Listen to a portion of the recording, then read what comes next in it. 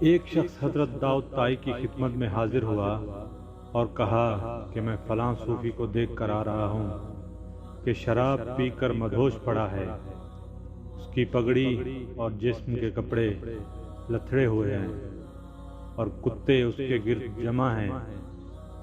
داؤد طائی اس کی باتیں سن کر رنجیدہ ہوئے اور فرمایا کہ بھائی، سچا دوست آج ہی کے دن کام کرتا ہے، جا اور اس صوفی کو وہاں لے کے آ، اس نے بہت برا کام کیا ہے اور صوفیوں کے نام کو بگاڑا ہے۔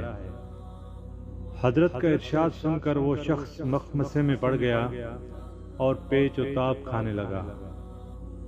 اس کو غلاظت سے لتھڑے ہوئے صوفی کو ہاتھ لگانے سے کراہت آتی تھی، لیکن حضرت داؤد طائی کا ارشاد بھی نہ ٹال سکتا تھا۔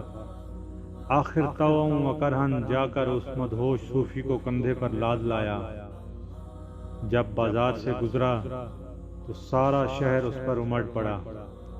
لوگ طرح طرح کے طعنے دیتے تھے۔ کوئی کہتا اس ذرا درویش کو دیکھو، اس کے تقویٰ، پارسائی اور دینداری کے کیا کہنے۔ کوئی کہتا کہ آج کے صوفیوں کو دیکھو کہ شراب پیے ہوئے مدہوش ہیں، اور دوسرا نیم بے ہوش، تف ہے ان پر، ان کے اوقات پر۔ غرض جتنے منہ اتنی باتیں۔ وہ شخص لوگوں کے طعنے سنتا تھا اور خون کے گھونٹ پیتا تھا۔ خدا خدا کر کے اس صوفی کی قیام گاہ پر پہنچا اور خود لوگوں سے منہ چھپائے اپنے گھر گیا۔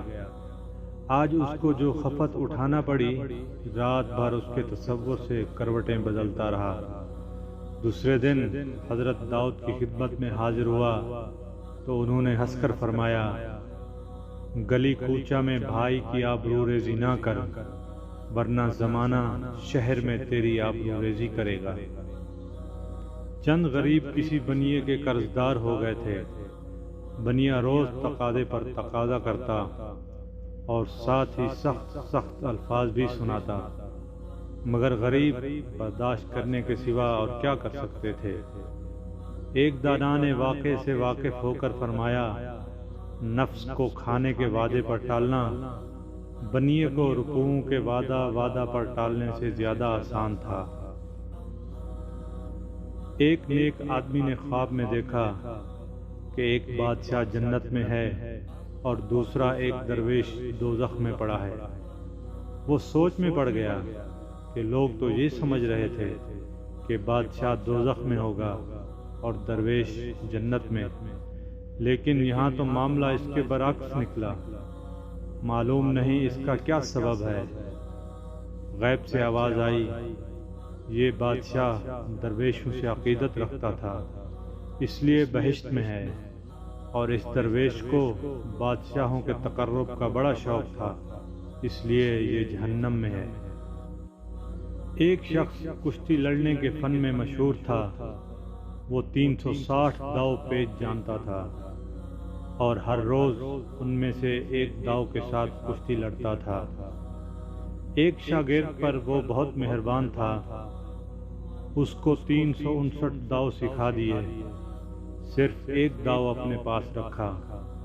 وہ نوجوان کچھ عرصہ میں زبردست پہلوان بن گیا اور دور دور تک اس کی شہرت پھیل گئی۔ ملک بھر میں کسی پہلوان کو اس کا مقابلہ کرنے کی جرأت نہ ہوتی تھی۔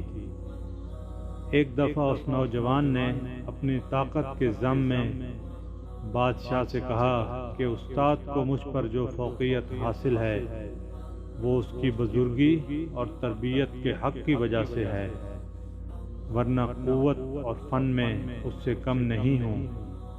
بادشاہ کو اس کی یہ بات پسند نہ آئی اور اس نے استاد اور شاگرد میں کشتی کرانے کا حکم دے دیا۔ مقررہ دن کو اس دنگل کے لیے شاہانہ انتظامات کیے گئے اور اسے دیکھنے کے لیے خود بادشاہ، حکومت کے عہدیدار، دربار کے افسر اور ملک بھر کے پہلوان جمع ہوئے۔ نوجوان مست ہاتھی کی طرح دنگل میں آیا، ایسا معلوم ہوتا تھا کہ وہ پہاڑ کو بھی اکھاڑ سکتا ہے۔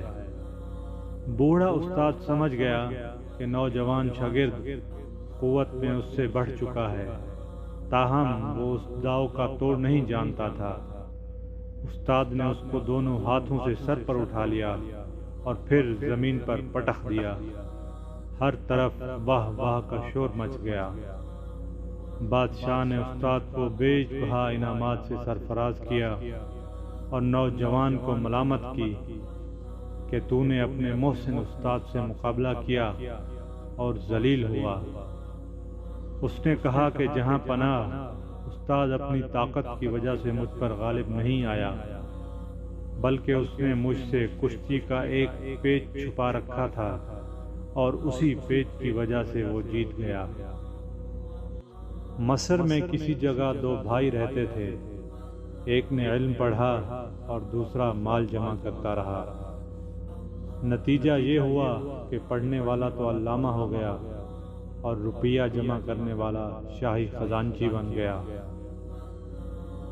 ایک بار دولت مند نے عالم بھائی کی طرف حقارت سے دیکھ کر کہا، ہم تو خزانے کے مالک ہو گئے مگر تم مفلس ہی رہے۔ عالم بھائی نے کہا، بھائی جان، میں تو اس حال پر خدا کا شکر گزار ہوں کہ اس نے مجھے پیغمبروں کی میراث یعنی علم عطا فرمائی ہے، مگر آپ ہیں کہ فرعون کی وراثت یعنی مصر کی حکومت پر اترا رہے ہیں۔